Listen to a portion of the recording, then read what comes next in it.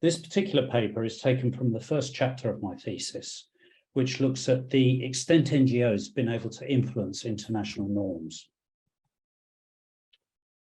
While there's considerable debate among history scholars over the moment human rights were born, most would accept a significant step towards contemporary understanding of rights came in 1948 and 1949 with the Universal Declaration of Human Rights, which I refer to as the UDHR, and the Geneva Conventions. In the UDHR, Article 5 specifically forbids the use of, quote, torture, cruel, inhuman, or degrading treatment. But it falls short of offering any definition, much less any mechanism for dealing with transgressions. In the years that followed, this lack of clarity allowed states to place politically expedient interpretations on the definition of torture. Despite NGO advocacy, the continued ease with which states were able to deflect activist allegations convinced the leadership of Amnesty International it needed to mount a campaign to create torture as a category of international legal discourse, which I describe as inventing torture. Creating international instruments to impose norms over state primacy required Amnesty to walk a tightrope between criticism and patronage. Single-issue campaigns typically employed targeted publicity drives supported by lobbying, often naming and shaming a country to try and force a change in its behaviour. Contrastingly, Amnesty's campaign to define torture sought to influence the behaviour of all states through the creation of new international norms. Academic attention has rightly been given to Amnesty's publicity methods. However, although publicity was important for fundraising and building public sentiment, on its own, it could not change international rules on state behaviour. In this paper, I show how Amnesty's leadership trod a careful diplomatic path as both accuser and partner in order to persuade the UK government to play an active part in drafting an international declaration on torture. The campaign for the abolition of torture was the culmination of a gradual recalibration of Amnesty's core aims. Anti-torture advocacy, regardless of the prisoner's position on violence, has always been an important, if less publicised, aspect of Amnesty's campaigning.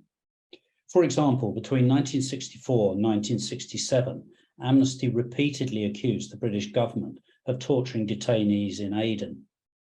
In 1968, it then accused the ruling Greek junta of routinely inflicting torture on political prisoners. Amnesty's advocacy had impact. The allegations in Aden resulted in significant procedural changes and arguably led to Britain's early departure, whilst Greece had to resign from the European Council as a direct consequence. Amnesty's founding statute sought the implementation and monitoring of UDHR Articles 18 and 19, which in summary require universal freedom of expression and thought. In 1966, co-founder Eric Baker wrote to the membership to clarify that Amnesty worked on behalf of political prisoners who have suffered torture, quote, even if associated with violence, but it only sought the release of prisoners of conscience. In 1968, Article 5 was formally added to the Amnesty Charter. In the same year, Amnesty began investigating claims Palestinians were being tortured by Israel following the 1967 Six-Day War, or Nakba. The mission's objective was not to free political prisoners. The complainants were no longer imprisoned and had been deported to Jordan, while some had almost certainly resisted the occupation. After many years behind the scenes anti-torture advocacy, Amnesty members were familiar with the campaign's arguments. The task now was to educate and win over governments and their publics. In December 1972, Amnesty launched the Campaign for the Abolition of Torture, or CAT, as it was colloquially known. It was the first campaign where a human rights organisation sought to lead and direct the activities of communities as diverse as NGOs, religious groups, trades unions, and governments. Eric Baker created a two-pronged strategy of publicity, including writing, letters, leaflets, a petition, and urgent action press releases. The campaign drew a moral parallel with the anti-slavery movements of the 18th and 19th centuries, backed by Amnesty's stock-in-trade research, beginning with the 224-page report on torture, which accused 61 countries of violations. The purpose of the publicity was to create momentum for the leadership's quiet diplomacy. CAT was created as a transnational, multi-organizational human rights movement, apart from Amnesty. The involvement of other NGOs and religious groups in a separate organization gave them a sense of belonging and purpose, while adding to the perception of a popular moral crusade. This freestanding status also overcame internal disquiet in Amnesty over cost and dilution of the prisoner of conscience message. But despite appearances, this was an Amnesty campaign, headed by its leadership and run out of its premises in London.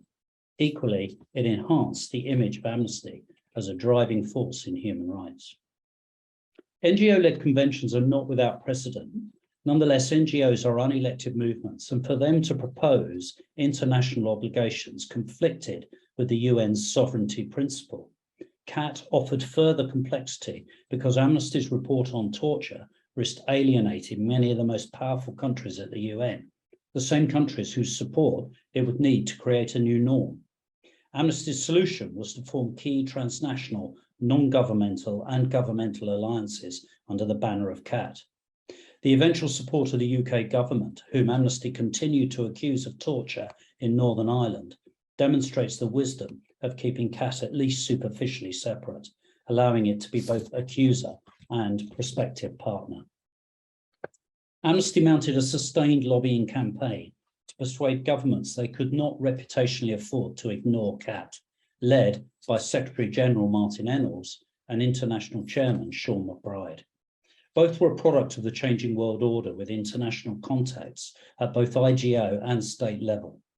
They harnessed this capital to lobby influential figures, hold formal and informal meetings, and send governments draft resolutions. Some, like the Netherlands, Denmark, or Sweden, were quick to offer support, at times acting as an additional diplomatic strand. Others, such as the UK and US, were more reluctant.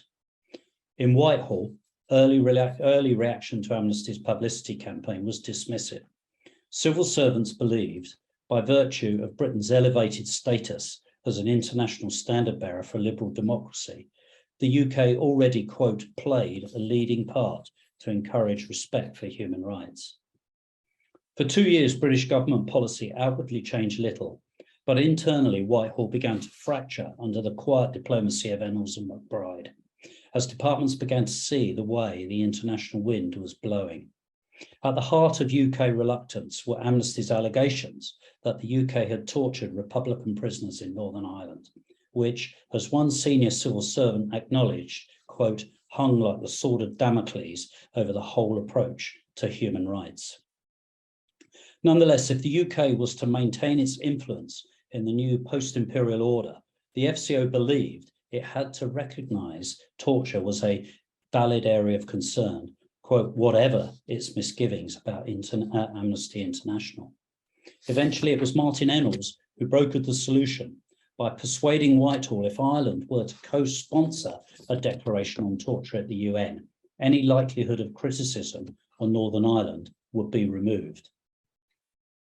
By 1975, and in a remarkable volte-face, the UK mission to the UN was actively involving Ennals in deliberations over the wording of the planned declaration on torture.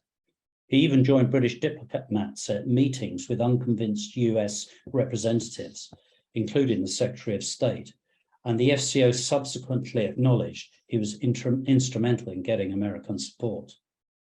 On the 9th of December 1975, the UN General Assembly unanimously passed Resolution 3452, known as the Declaration on Torture, without which future legislation designed to punish those who commit torture would not have been possible. In conclusion, creating international instruments to impose norms over state primacy required Amnesty to walk a tightrope between criticism and patronage. Whilst the publicity campaign was a huge transnational success, the primary sources show it was viewed as little more than an irritant by the British establishment. British policy was notably untroubled by the public campaign and soured by Amnesty's allegations of torture in Northern Ireland.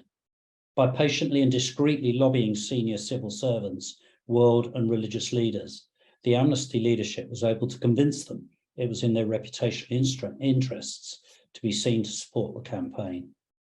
Although it took until 1984 for international legislation to enable the investigation and even prosecution of torture, the Declaration on Torture was a defining moment in human rights advocacy.